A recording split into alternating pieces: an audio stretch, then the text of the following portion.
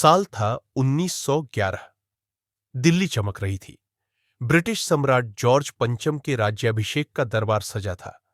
लाल किले से राजा और रानी मैरी उस भव्य समारोह में शामिल होने के लिए निकले थे। देश विदेश के राजा महाराजाओं, रईसों और नामचीन लोगों की भीड़ दरबार में उन्हें बधाई दे रही थी। चारों तरफ नगाड़े बज रहे थे। उत्सव अपने चरम पर था। लेकिन ठीक इसी वक्त, जब चारों ओर शोरगुल था, लाल किले से कुछ दूरी पर एक और दृश्य घट रहा था। एक बूढ़ा भिखारी एक लाठी के सहारे अपना टूटा हुआ पैर घसीटते हुए शाहजहानाबाद की सड़कों पर भीख मांग रहा था, जो कि अपना नाम मिर्जा नासिर उल मुल्क बता रहा था। लेकिन दिलचस्प बात यह थी कि लोग उसे बहादुर शाह जफर कहकर पहचानते थे। एक भीख मांगने वाला जिसकी नसों में किसी जमाने की बादशाहत का खून दौड़ता था। अब सवाल उठता है, आखिर यह इंसान कौन था? और 1857 की बगावत के बाद मुगल बादशाहों और उनके खानदान का क्या हुआ? आज हम आपको बताएंगे कि जब दिल्ली में सत्ता बदली तो मुगल खानदान का क्या अंजाम हुआ, कैसे उनकी जिंदगी बर्बादी की गवाही बनी, और क्या आज भी मुगल वंश का कोई वारिस जिंदा है?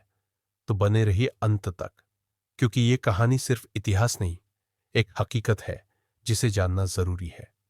1857, जब मुगल सल्तनत का सूरज डूबा, 21 सितंबर 1857, अंतिम मुगल सम्राट बहादुर शाह जफर ने अंग्रेजों के सामने आत्मसमर्पण कर दिया। एक दिन बाद 22 सितंबर को जफर के 3 बेटे मिर्जा मुगल, मिर्जा खिज्र सुल्तान और मिर्जा अबूबकर भी पकड़ लिए गए। वे दिल्ली में छिपे थे, लेकिन अंग्रेजों ने उन्हें पकड़कर गोली मार दी। तिरस्कार की हद देखिए। उनके शवों को बिना कपड़ों के चांदनी चौक के बीचों बीच 4 दिन तक सड़ने के लिए छोड़ दिया गया। फिर 27 सितंबर को अंग्रेजों ने 3 और शहजादों को पकड़ा, मिर्जा बख्तावर शाह, मिर्जा मेंदू और मिर्जा जवान बख्त। इनका भी वही हश्र हुआ, बेरहमी से मौत। ब्रिटिश हुकूमत इस कदर के बाद हर एक मुगल खून के कतरे से बदला लेना चाहती थी, लेकिन सभी का खात्मा नहीं हुआ। जफर के 2 बेटे मिर्जा अब्दुल्ला और मिर्जा कोएश किसी तरह अंग्रेजों की गिरफ्त से भाग निकले। वे हुमायूं के मकबर में कैद थे। वहीं एक सिख रिसालदार ने भागने में उनकी मदद की। मिर्जा कोएश फकीरी वेश में उदयपुर पहुंचे। वहां के महाराजा ने उन्हें संरक्षण दिया और 2 रोज के वेतन पर नौकरी दे दी। दूसरी ओर मिर्जा अब्दुल्ला टोंक रियासतर में गरीबी की हालत में अपनी जिंदगी बिताने लगे। बाकी बहादुर शाह जफर के रिश्तेदार या तो मार दिए गए या काले पानी की सजा भुगतने को मजबूर हुए। अगर किसी ने मुगल परिवार की बर्बादी को कागज पर दर्ज किया तो वो थे ख्वाजा हसन निजामी, 20वीं सदी के मशहूर निबंधकार, जिन्होंने मुगल वंश पर 20 से ज्यादा किताबें लिखी। एक किस्सा उन्होंने लिखा जफर की बेटी कुलसुम जमानी बेगम का। जब जफर को गिरफ्तार किया गया, तब कुलसुम बेगम अपने पति मिर्जा जियाउद्दीन और बच्चों को लेकर हैदराबाद भाग गई। वहां चोरी छुपे रही। मिर्जा जियाउद्दीन ने बच्चों को कुरान पढ़ाकर जिंदा रखा। फिर जब अंग्रेजों का शिकंजा बढ़ा तो वो घर से निकलना भी छोड़ चुके थे। फिर एक दरवेश काले मियां चिश्ती के बेटे ने उनकी मदद की।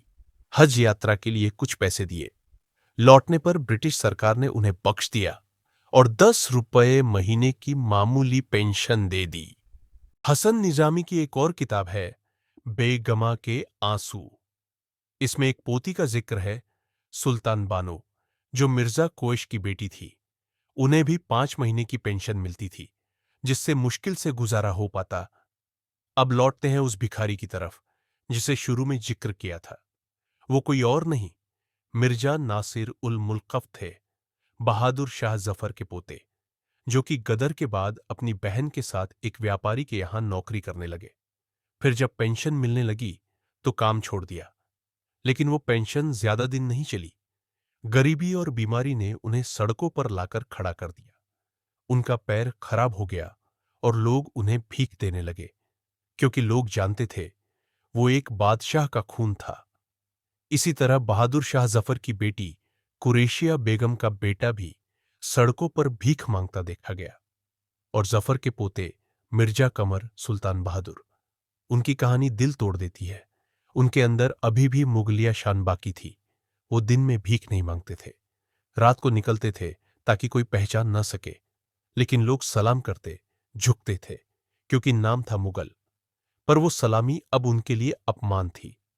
हसन निजामी बताते हैं कि उन्होंने कभी हाथ नहीं फैलाया, बस चिल्लाते हुए कहते, या अल्लाह, मुझे इतना दे दो कि मैं अपने लिए सामान खरीद सकूं। अगर आप सोचते हैं कि मुगल वंश खत्म हो चुका है, तो रुकिए। सुल्ताना बेगम, एक नाम जो आज भी जिंदा है। यह है मिर्जा मोहम्मद बेदार बख्त की पत्नी, जो बहादुर शाह जफर के परपोते माने जाते हैं। भारत सरकार खुद मानती है उन्हें 1980 तक 200 रुपए पेंशन मिलती थी, जो अब 6000 तक बढ़ चुकी है। सुल्ताना बेगम ने लाल किले पर अधिकार का दावा भी किया था।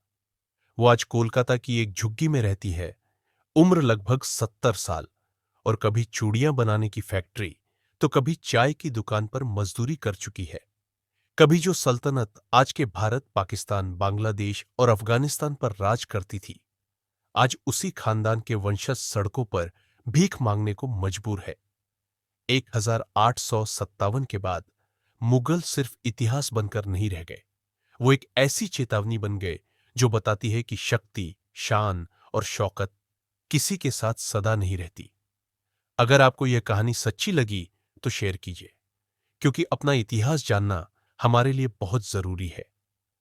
धन्यवाद। मिलते हैं अगली वीडियो में। तब तक के लिए चैनल को सब्सक्राइब कर लीजिए और वीडियो को शेयर कर दीजिए।